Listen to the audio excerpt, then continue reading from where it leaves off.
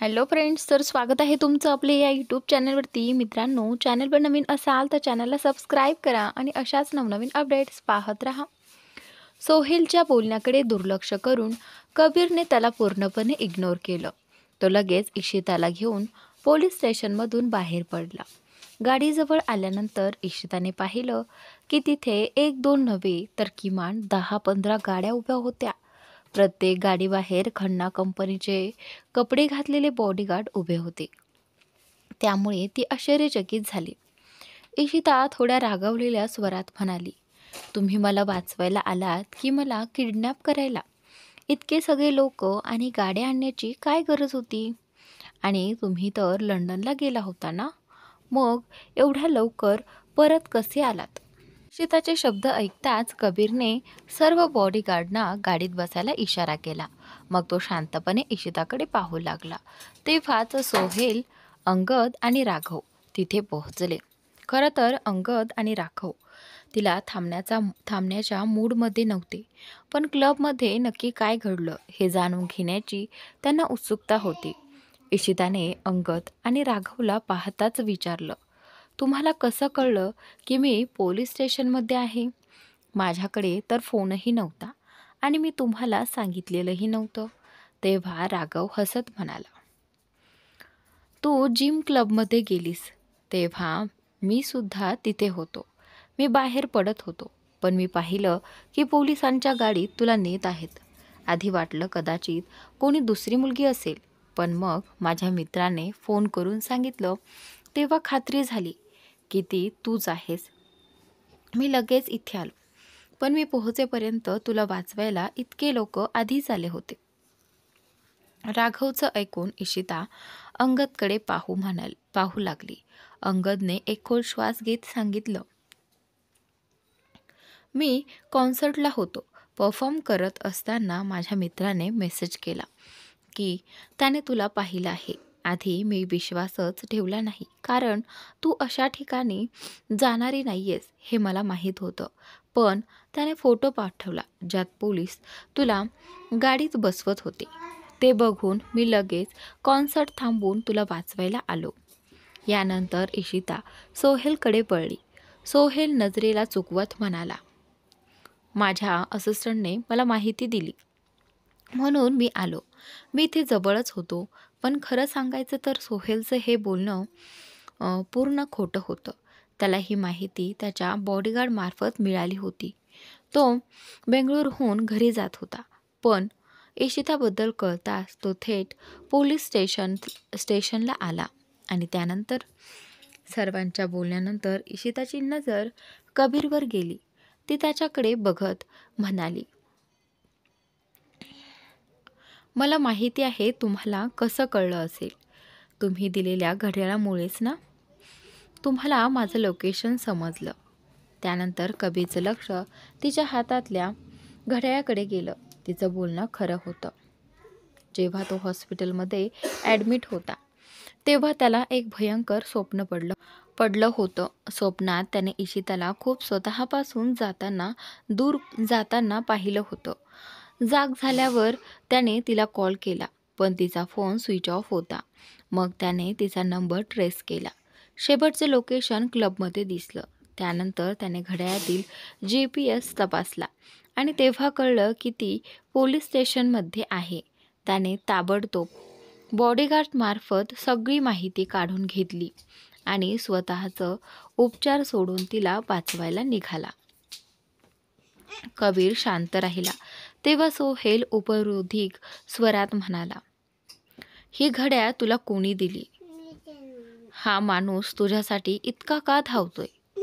मला माहिती आहे कबीर खन्ना कधी मुलींच्या जवळ जात नाही, आणि मग तुझ्या बाबतीत असं का करतोय?" सोहेलच्या या बोलण्यावर कबीरच्या चेहऱ्यावर हलकी खट्याळ स्मितरेषा उमटली.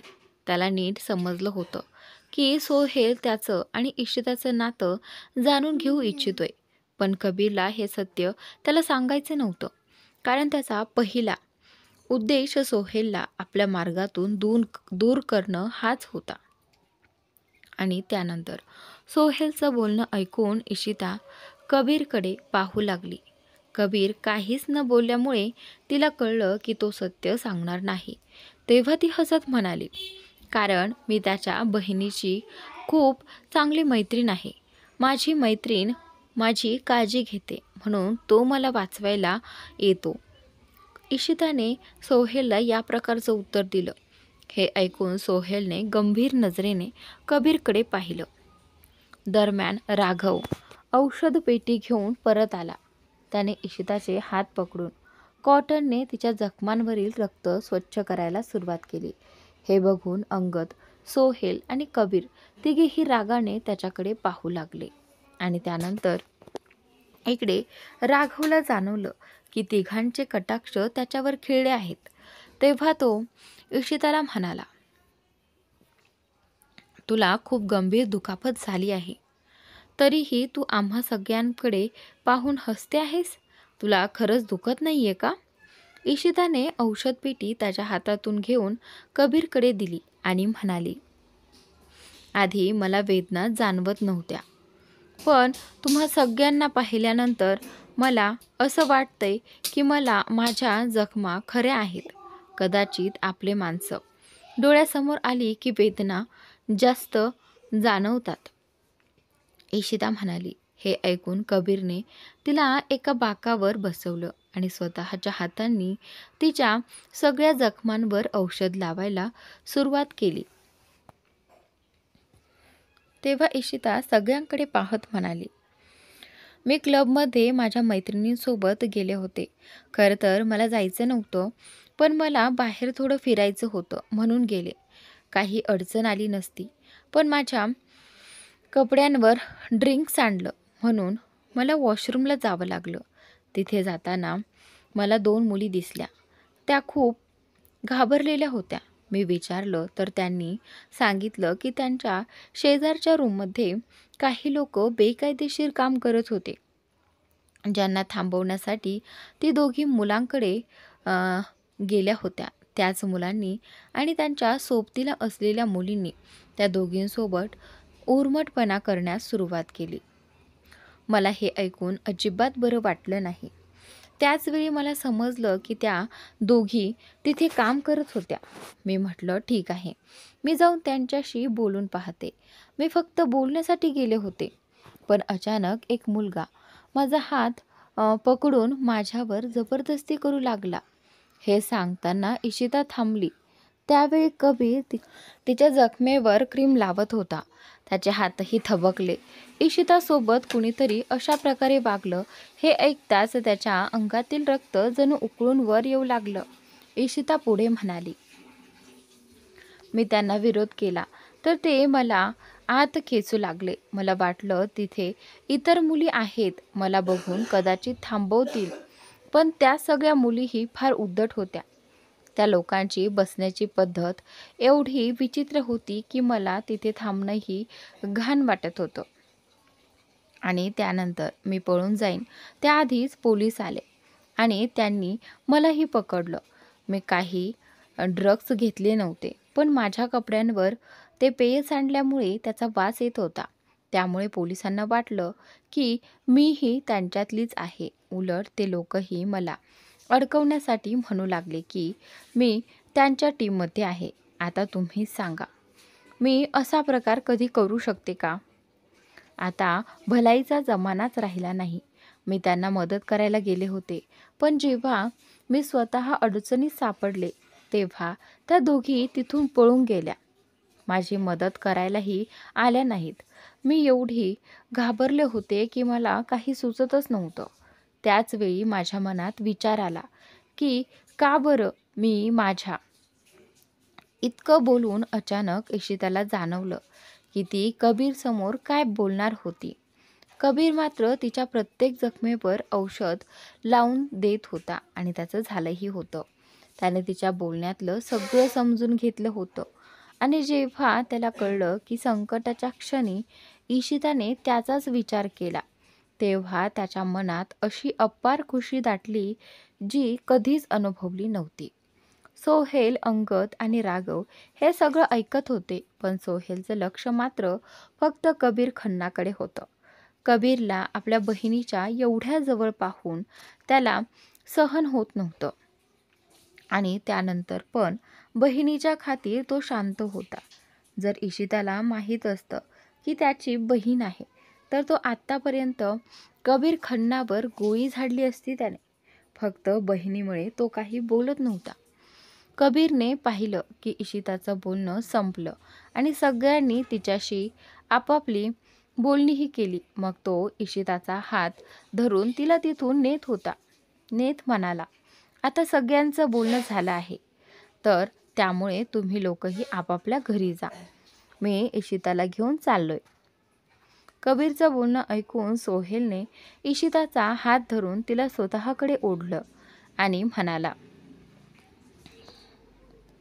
का तू इशिताला घरी का घेऊन जातोयस?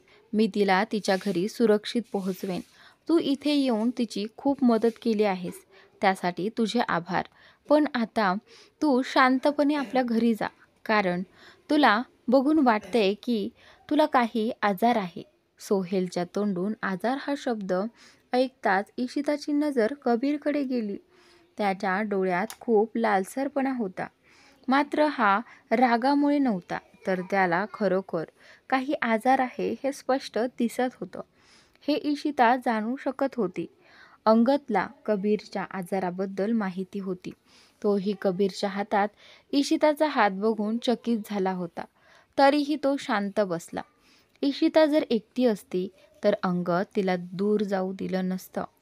पण इशिताने जेव्हा कबीरला मिठी मारली होती तेव्हा स्पष्ट झालं होतं की तिला जर कुणावर विश्वास असेल तर तो फक्त कबीर खन्नावर आहे.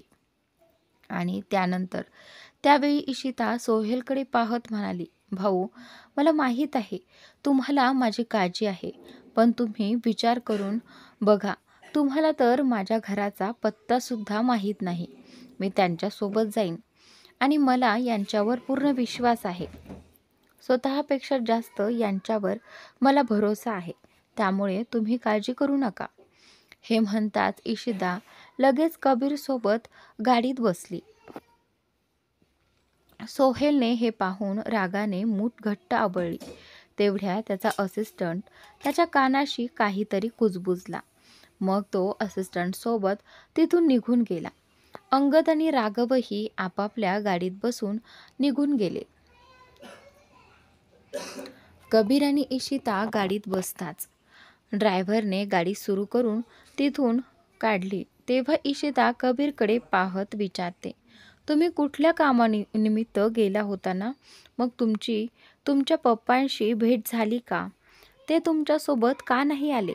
ते शेवटी आहेत तरी कुठे? मी तुमच्या घरी आले तेव्हापासून मी त्यांना कधीच घरात पाहिलं नाही. त्यांना घरात राहायला आवडत नाही का? इशिता कबीरला विचारते. इशिताचे बोल ऐकून कबीरला लंडनमधले सगळे प्रसंग आठवले. तो आपल्या वडिलांना कसा भेटला, त्यांनी त्याचं लग्न दुसरीकडे ठरवलं होतं, तो कृतिकाला कसा भेटला आणि ती त्याच्यावर ड्रग्सचा वापर करत होती, हे सगळं त्याच्या डोळ्यांसमोर झळकून गेलं. हे आठवून कबीरने एक खोल श्वास घेतला आणि म्हणाला, मी तुला हे सगळं सांगणं योग्य समजत नाही. आता तुला आरामाची गरज आहे. आपण घरापर्यंत पोहोचतो तोवर डोळे मिटून घे. असं म्हणून कबीरने डोळे मिटले. काही वेळातच त्याची गाडी खन्ना मेन्शनपाशी पोहोचली. गाडी थांबलेली पाहून इशिता त्याच्याकडे बघू लागली. पण कबीर अजूनही डोळे मिटून शांत बसला होता. सुमारे 5 मिनिटं अशीच शांतता होती. मग इशिताला जाणवलं की कुणीही गाडीतून बाहेर पडत नाहीये. तेव्हा ती त्याच्याकडे बघत म्हणाली, आपण घरी पोहोचलो आहोत, आत जाणार नाही का? इशिता विचारते. इशिताचा आवाज ऐकून कबीरने पटकन डोळे उघडले, खिडकीतून बाहेर एक नजर टाकली आणि मग तिच्याकडे पाहत म्हणाला, तू घरात जा, अनया तुझी वाट बघते. मी तिला सगळं आधीच सांगितलं आहे. आता तूच तिला सांभाळ. कबीरचं बोलणं ऐकून इशिता गोंधळली. पण तिची नजर कबीरच्या हातांवर गेली, जिथे लालसर खुणा उमटू लागल्या होत्या. त्याच खुणा त्याच्या गळ्यावर आणि चेहऱ्यावरही दिसू लागल्या. ते पाहून इशिता आश्चर्याने म्हणाली, हे काय झाले तुमच्या अंगावर? तुम्ही बरे नाही दिसत. तुम्हाला आरामाची गरज आहे आणि तुम्ही अजूनही कामाला बाहेर जाणार? चला माझ्यासोबत आज चला, इशिता कबीरला म्हणाली. तिने त्याच्याकडे हात पुढे केला. तेव्हाच कबीर रागाने तिच्यापासून दूर जात म्हणाला, मी सांगितलं ना, आज जा. Just leave. जर माझ्या सांगण्यावरून तू आत गेली नाहीस तर मला तुला जबरदस्ती गाडीतून ढकलून द्यावं लागेल. शांतपणे बाहेर निघ इशिता. कबीर संतापला आणि तिच्यावरच ओरडू लागला. हे बोलून तो रागाने तिच्याकडे बघत राहिला. त्याच्या डोळ्यात जणू जळजळ होती. कबीर एवढा संतापला होता की ना तो इशिताच्या घाबरलेल्या चेहऱ्याकडे पाहत होता, ना ड्रायव्हर आणि असिस्टंटकडे. तो नक्कीच कुठल्या तरी वेदनेत होता. म्हणूनच तो ती वेदना इशिताला दाखवू इच्छित नव्हता. आपल्या वेदना दाबून ठेवत तो पुन्हा संतापून म्हणाला, एका सेकंदात बाहेर निघ, नाहीतर काय करीन ते तू कल्पनाही करू शकणार नाहीस. शांतपणे बाहेर पड, नाहीतर माझ्याहून वाईट कोणीही नसेल. यावेळी त्याचा राग एवढा प्रखर होता की इशिताच्या डोळ्यात पाणी आले. काही वेळापूर्वी पोलीस स्टेशन बाहेर ती कबीरविषयी विचार करून हसत होती, त्याच्या आदराने भारावून जात होती. पण आता त्याने तिच्यावर ज्या जोरात ओरडलं ते तिला अजिबात सहन झालं नाही. ती लगेच गाडीतून उतरली आणि धावतच घरात निघून गेली. असिस्टंटनं पाहिलं की इशिता रडत रडत घरात गेली आहे. मग त्याने कबीरकडे पाहिलं. त्याच्या बदलत्या चेहऱ्यावरून स्पष्ट कळत होतं की त्याची आजारपण पुन्हा अंगावर चढत होतं. तो ताबडतोब ड्रायव्हरला म्हणाला, लवकर गाडी अधिराज सरांच्या घरी घेऊन चला. आणि त्यानंतर इकडे ड्रायव्हरने गाडी सुरू केली. त्याचवेळी असिस्टंट कबीरला म्हणाला, सर, असं दिसतंय की लंडनमध्ये दिलेल्या इंजेक्शनचा परिणाम संपला आहे. म्हणूनच आजार पुन्हा वाढतोय. पण थोडं धीर धरा. आपण लवकरच अधिराज सरांकडे पोहोचणार आहोत. हे ऐकताच कबीरने रागाने मूठ आवळली आणि म्हणाला, गाडीची खिडकी खाली कर. असिस्टंट घाबरून म्हणाला, नाही सर, खिडकी खाली करता येणार नाही. कुणी तुम्हाला पाहिलं तर अडचणीत येऊ आणि आता आपल्याकडे एकही बॉडीगार्ड नाही. मी सगळ्यांना घराकडे पाठवलं आहे. थोडं सहन करा. मला माहिती आहे तुम्हाला खूप त्रास होतोय. कबीर दात घट्ट आवळून संतापाने म्हणाला, मी सांगितलं ना, खिडकी खाली कर. त्याच्या रागाला घाबरून असिस्टंटने ड्रायव्हरला इशारा केला. मग ड्रायव्हरने कबीरच्या बाजूच्या खिडक्या थोड्या उघडल्या. बाहेरच्या थंडगार वाऱ्याचा स्पर्श होताच कबीरने एक दिलासा घेतला. पण त्याची यातना अजून कमी झालेली नव्हती. उलट ती अधिकच अंगावर चढत होती. दरम्यान इशिता गाडीतून उतरून घरात गेली. रडत रडत ती कबीरच्या खोलीकडे जात होती. तेव्हाच तिला आपला चेहरा व्यवस्थित करून भीती दडपून इशिताने शांतपणे नजरा खाली घातल्या. अनयाची नजर जशी इशितावर पडली तशी ती धावतच तिच्याकडे आली आणि तिला घट्ट मिठी मारली. अनयाच्या डोळ्यात पाणी दाटलं होतं. ती घाबरलेली होती आणि हे इशितालाही जाणवत होतं. काही वेळ एकमेकींना मिठीत घेतल्यानंतर अनया मागे सरकली. तिने अश्रू पुसत घाबरतच विचारलं, तुला माहिती आहे का मी किती घाबरले होते जेव्हा मी भावाशी याबद्दल बोलले. तेव्हा त्यांनी सांगितलं की ते तुला घेऊन येणार आहेत. जेव्हा त्यांनी सांगितलं की तू किती मोठ्या अडचणीत अडकली होतीस तेव्हा मला स्वतःवर खूप राग आला. हे सगळं माझ्यामुळेच झालं. तर जर मी तुला तिथे नेलं नसतं तर इतकं काही घडलंच नसतं. अनयाच्या बोलण्यावर इशिता हलकेच हसून म्हणाली, यात तुझी काही चूक नाही. ही चूक परिस्थितीची आहे. कदाचित आपलं नशीबच साथ देत नव्हतं म्हणून असं झालं. स्वतःला दोष देऊ नकोस. मी अगदी ठीक आहे. इशिताच्या या शब्दांवर अनया हसली आणि म्हणाली, पण भाऊ कुठे आहेत? मला त्यांना भेटायचं होतं. त्यांचे आभार मानायचे होते. त्यांनी माझी सर्वात मौल्यवान गोष्ट माझ्याजवळ आणून दिली. तुला माहिती आहे ना मी तुझ्याबद्दल किती काळजी करते. तुला काही झालं असतं तर मी काय केलं असतं?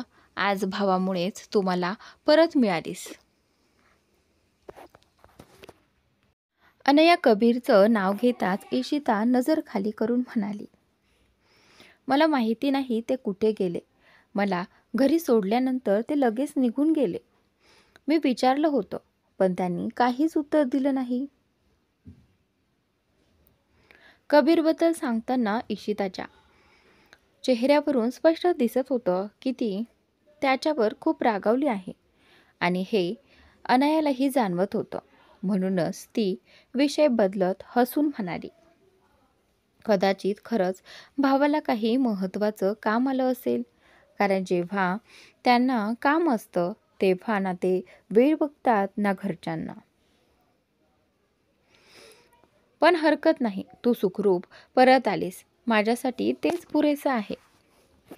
अजून मी हे कुटुंबाला सांगितलेलं नाहीये. मला वाटलं ते फक्त चिंतेत पडतील. भावानेही सांगितलं होतं की कुणालाच सांगू नकोस. मयंक भावाला याबद्दल माहिती आहे. ते आत्ताच किचनमध्ये गेले आहेत तुझ्यासाठी काहीतरी बनवायला. तोपर्यंत तू माझ्या रूममध्येच चल. थोडा वेळ माझ्याजवळ राहा. हे बोलून अनयाने इशिताचा हात धरून तिला आपल्या खोलीकडे नेलं. त्याचवेळी कबीरचा असिस्टंट त्याला आधार देत अधिराजच्या घरी पोहोचला.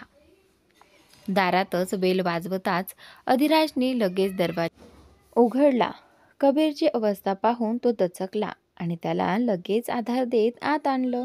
आपल्या खासगी खोलीत नेऊन कबीरला नीट बेडवर झोपवलं आणि तपासायला सुरुवात केली. आता पुढील स्टोरी तुम्ही वाचा, चालेल ना?